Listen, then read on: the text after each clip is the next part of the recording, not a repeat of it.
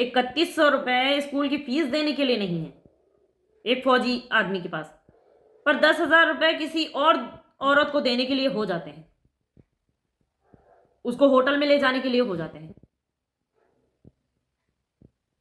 ये मैं सिर्फ अपने वाले के लिए भगौड़े के लिए कह रही हूँ, रविशंकर के लिए जो मेरा पति है फौजी, ये उसके लिए कि उसके पास बच्चे की फीस देने के पैसे नहीं थे। 3100 रुपये पर मंथ, 10th क्लास था उसका, एडमिशन के लिए उस बंदे ने नहीं जो है वो किया। पर हाँ, दूसरी औरत को होटल ले जाने के लिए उसके पास फुल पैसे होते हैं, 3,000, 5,000, 10,000 होते हैं। उसका है कि क्यों स्कूल में फीस दी जाती है, क्यों दी जाती है। स्कूल में फीस दी जाती ताकि एक बच्चा शिक्षा पा सके और रविशंकर तुम जैसा हरामखोर नहीं बन सके, नीच। शायद तुम्हारी माँ ने भी तुमको अच्छे स्कूल में पढ़ाया होता ना, तो शायद ये चीज़ तो आती ना। पर तुम्हारा पूरा जो है नहीं बैकग्राउंड वही नीचों वाले खानदान से है, ले दे के एक फौज की नौकरी पा गए तो क्या ही बोले, वो किस्मत की बात है।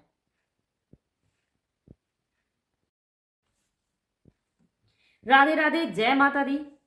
कैसे हैं आप सब? मैं अच्छी हूँ, आशा करती हूँ आप भी अच्छे होंगे, अपनी अपनी फैमिली के साथ खुश होंगे। बुरे लोग बुरा समय आपसे बहुत दूर रहे। रविशंकर जैसे लोग और भी कुछ लोग हैं, होते हैं चीटर, जो आपको टारगेट करते हैं। इनसे लोगों से भी भाई बच के रहिए, खास करके जो सिंगल मदर है मेरे जैसी, ऐसे आदमियों से बच के रहिए आप। दुनिया उतनी अच्छी नहीं है जितना अच्छी दिखाती है। वहां पे कहावत सुनी होगी ना, मुंह में राम बगल में छुरी, गले मिलते ही गला काट देते हैं लोग। चलिए, जैसे चैनल पे नए हो तो चैनल को सब्सक्राइब कर लीजिएगा। और आजकल रात में मैं 10 बजे नाइट 10 PM मैं लाइव आती हूँ, तो जिनको भी लाइव में ज्वाइन होना हो प्लीज़ जुड़ जाइएगा। मैं डेली आती हूँ लाइव। और आज का जैसे कि आप सभी को पता है कि मेरे ब्लॉग जो होते हैं ज़्यादातर मेरी रियल लाइफ, मेरी रियल स्टोरी पे होते हैं। और मैं एक सिंगल मदर हूँ जो कि लखनऊ में रहती हूँ। मेरा नाम शानू है और मेरे पति रविशंकर है, जो फौजी है। बंदा भाग गया है दूसरी औरतों के चक्कर में, क्या ही बोले। और मेरी जैसी ना बहुत सी लेडीजें हैं जिनके साथ ये चीज़ हो रही है, जिनके पति अपनी अच्छी सी खूबसूरत सी बीवी को छोड़ के दूसरे की बुढ़िया बुढ़िया बीवी की तरफ ना आंखें ताड़ रहे हैं, आंखें सेक रहे हैं। बहुत से आदमी हैं, सारों को नहीं बोले, कुछ लोग हैं भाई ऐसे। ठीक है, तो फिलहाल ये बात छोड़ देते हैं। मैं कल प्रिंस के स्कूल गई थी। मेरे प्रिंस 10th क्लास में हैं। आप लोगों में से बहुत से लोगों को ये चीज़ पता होगी। मेरा एक लौता बेटा है प्रिंस, 10th क्लास में है। तो कल उनके यहाँ पीटीएम थी स्कूल में। और आज का ये ब्लॉग मैं इसलिए बना रही हूँ क्योंकि मेरे को ये चीज़ें फेस करनी पड़ी, और शायद बहुत सी लेडीज़ों को फेस करनी पड़ी होंगी ये चीज़। प्रिंस का 10th क्लास है तो डॉक्यूमेंट साइन करने के लिए लगते हैं। डॉक्यूमेंट्स में एज अ फादर के नाम भी लगते हैं। एज अ फादर क्या, फादर का नाम लगता ही लगता है, उसके डॉक्यूमेंट भी लगते हैं। अब मैं सिंदूर नहीं लगाती तो भाई लोगों को तो ये लगता है देख के भाई पति मर गया होगा। अनजाना औरतों को तो यही, आदमी को ये लगता है ना कि भाई सानू का पति मर गया, खत्म कहानी, वो विधवा है।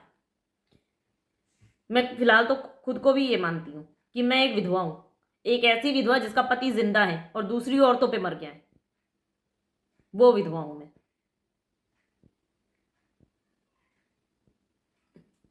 छोड़ते हैं। तो प्रियांशु के स्कूल में भी ना भाई डॉक्यूमेंट लगने थे। बहुत से लोगों के पेरेंट्स आए थे, मतलब पापा आए थे साइन करने के लिए। और स्कूल में जब भी कोई पेरेंट्स मीटिंग होती है ना, तो उनको रहता है कि फादर भी आए, कभी कभी मदर भी आए, नहीं तो दोनों जहां तक हो पॉसिबल तो वो साथ में आए। मेरे यहाँ ज़्यादातर मैं ही जाती हूँ। पर हाँ, प्रियांशु के स्कूल में सबको पता है कि मेरा पति, मेरे हस्बैंड जी आर्मी में और एक अच्छी खासी पोस्ट पर है। शकल तो बंदे की अच्छी है, कुकर्म का कोई जान नहीं सकता ना कि अंदर से क्या है। तो ये हुआ था कि भाई डॉक्यूमेंट लेके आइएगा। तो मैंने स्कूल के जो हमारे टीचर, उनके टीचर थे ना, तो मैंने उनसे साफ बोला, मैंने कहा भाई हमारा डाइवोर्स होने वाला है तो मैं प्रियांशु के फादर के डॉक्यूमेंट नहीं लगा सकती, मेरे को खुद के डॉक्यूमेंट लगाने हैं।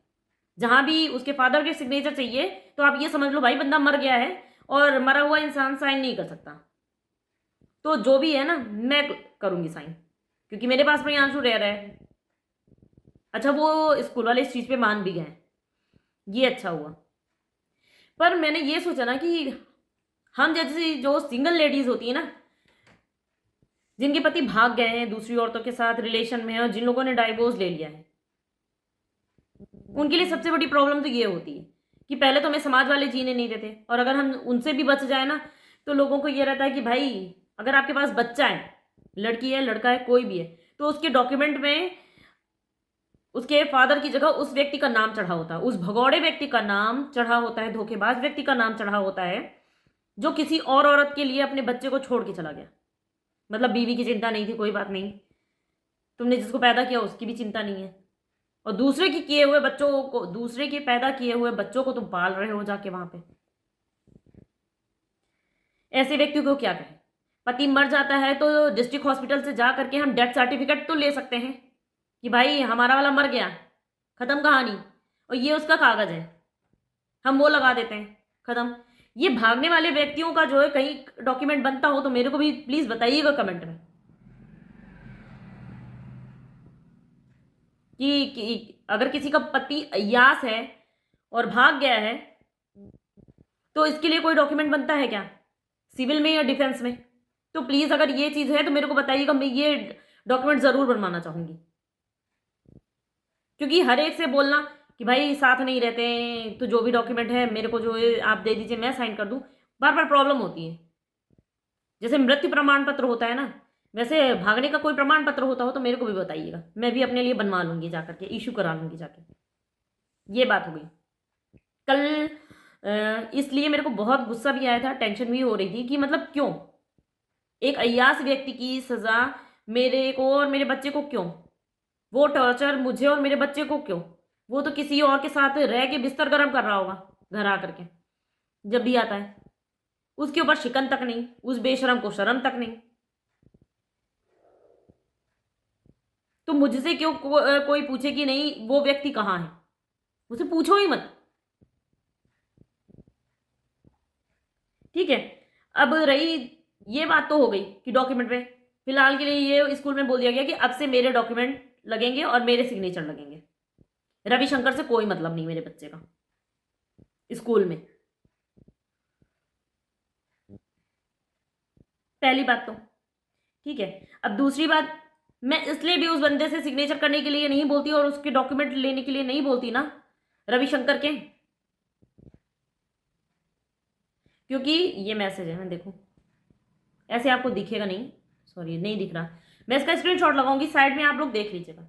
ये 22 मार्च 2024 का मैसेज है, रविशंकर को मैंने भेजा था कि भाई प्रियांशु के स्कूल फीस, एडमिशन फीस और बुक कॉपी के पैसे भेज दो। तो उसने बोला था मैसेज क्यों, इसी 2024 की बात है।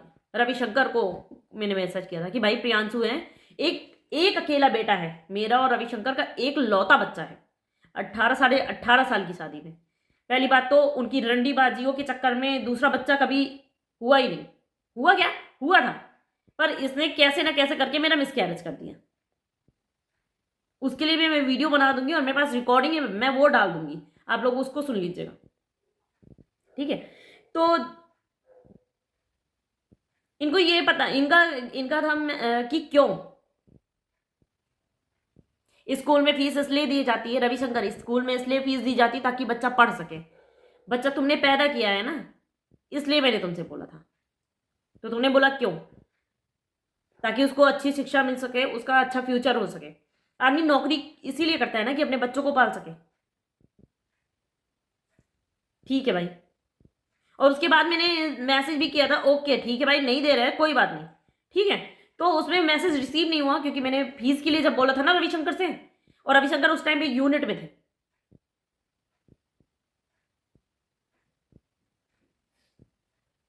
तो उनका था कि नहीं।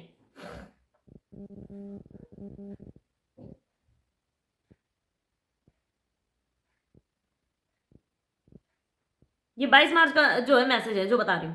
फिर रविशंकर का 8 मई 2024 को मैसेज आया, फौज में डॉक्यूमेंट लगते हैं ना बच्चों के, तो उनका था कि भाई क्लास मार्कशीट और टीसी की फोटो खींच कर भेजो। उसका भी मैं स्क्रीनशॉट लगा रही हूँ, आप देख लीजिएगा, अर्जेंट है। इसके लिए मेरे पास जो जिन्होंने मेरी शादी कराई थी ना, उनके एक रिलेटिव हैं, उनका कॉल भी आया था। रविशंकर उस बंदे के पास बार बार कॉल करके बोल रहे थे कि भाई डॉक्यूमेंट मंगा दो। रविशंकर ने फीस के पैसे नहीं दिए थे, पर हाँ उनको वहां से पैसे वसूलने हैं डिफेंस से, बच्चे की पढ़ाई के नाम पे। हाँ, जो बुकिंग के लिए जो देना है उसके लिए रविशंकर के पास मैसेज का तुरंत हो गया कि नहीं भाई हाँ मेरे को भेज दो मार्कशीट और टीसी, ताकि जो है मैं वहां पे लगा सकूं, यूनिट में लगा सकूं। ये था।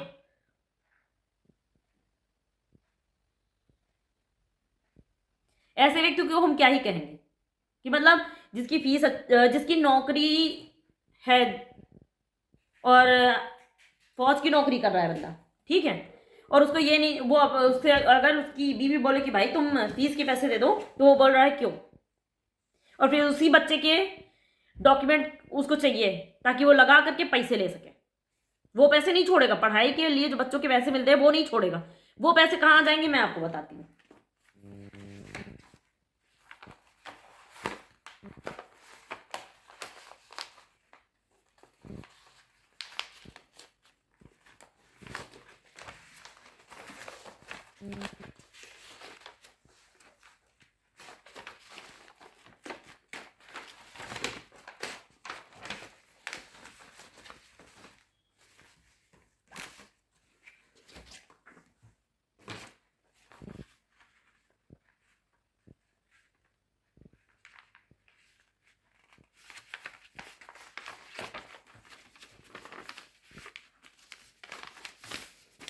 वो पैसे यहां जाते हैं, ये भी स्क्रीनशॉट लगा रही हूं। इनको ये नहीं पता कि स्कूल में फीस दी जाती है तो वहां पे पढ़ाई होती है। तो रविशंकर, तो दूसरी की अगर बीवी को तुम होटल लेके गए हो तो क्या वहां पे पैर दाबने के लिए ले जाते हो क्या, कि अगरबत्ती घुमाते हो, कि उसकी रखवाली करते हो रात में बैठ के?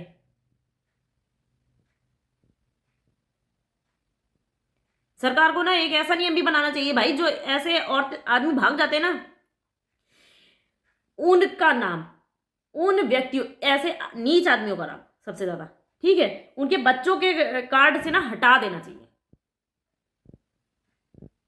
कि अपना तो अपनी अय्याशों के चक्कर में अपनी लाइफ की तो ऐसी तैसी मराई दी इन लोगों ने, पर हाँ बच्चों के फ्यूचर के साथ बंदा खेल रहा है। और ऐसे है आदमियों को भाई शर्म भी नहीं आती, बोलेंगे मैं मर्द हूं, मैं फौज की नौकरी करता हूं। बेशरम, क्या ही बोले ऐसे व्यक्ति को। फिलहाल के लिए मैं इतना ही बोलना चाहूंगी कि जो, जैसे बच्चा अगर माँ के पास रह रहा है ना, और अगर उसका फादर या मदर कैरेक्टरलेस है, तो उस व्यक्ति के नाम के साथ बच्चे का नाम तो लगना ही नहीं चाहिए, कभी भी नहीं लगना चाहिए। मेरा बस चले ना तो ऐसे लोगों के आधार कार्ड में लिखवा दूं रंडीबाज। मेरी लैंग्वेज बहुत लोगों को वल्गर लग रही होगी, सॉरी उसके लिए, पर क्या करूं, अय्याशियां कोई और कर रहा है, घर में जो बैठी है उसको और उसके बच्चे को प्रॉब्लम हो रही है। पर मुझे सभ्यता दिखानी चाहिए, मुझे गलत नहीं बोलना चाहिए, क्योंकि मैं एक संस्कारी इंसान हूं।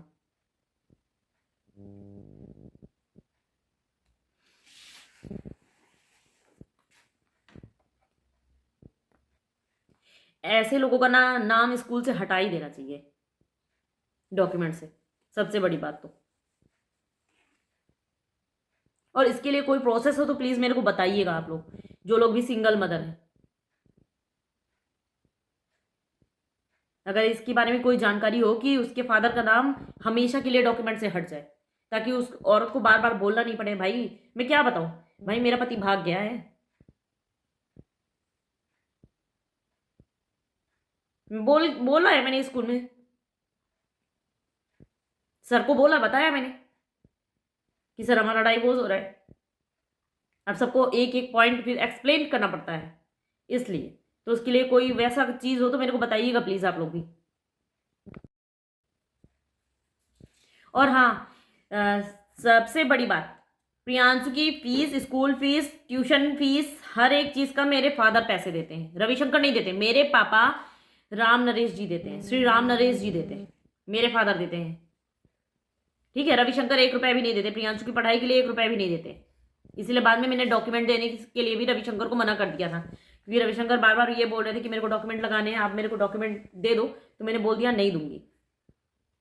क्योंकि जब फीस के पैसे नहीं दे सकते, किसी चीज को का आप कर नहीं रहे, तो आपका अधिकार भी नहीं है उस बच्चे पे। तुम्हें तो ये भी अधिकार नहीं कि वो तुम्हें बाप बोल सके।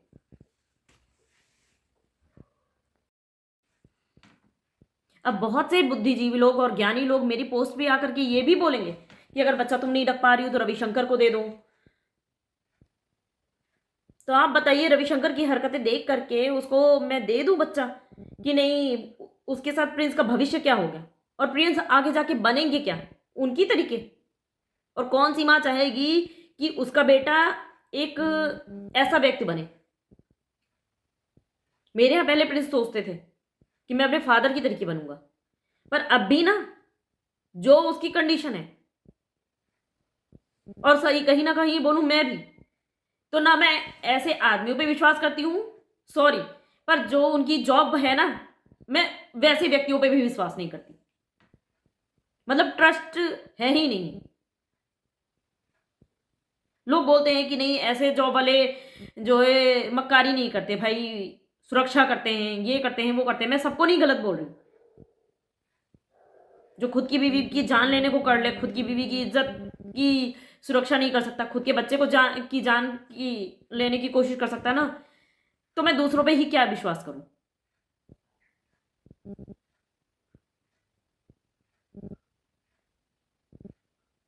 झूठे मक्कार और फरेबी, बस। मैं सबको नहीं बोल रही, पर कुछ लोग होते हैं। और एक बार अगर कोई किसी से धोखा खा जाता है ना, तो इतनी जल्दी ट्रस्ट भी नहीं करता, क्योंकि उसे लगता है ना, क्योंकि बाकियों की नजर में भी ना उसे वो व्यक्ति नजर आता है। रविशंकर जैसे मैं किसी को देखती हूँ ना, तो मेरे को उसकी शक्ल, सबकी शक्ल में बस वही नजर आता है। सॉरी, मैं सबको गलत नहीं बोल रही, पर ये चीज मेरे अंदर आती है कि ये इंसान भी ऐसा ही होगा।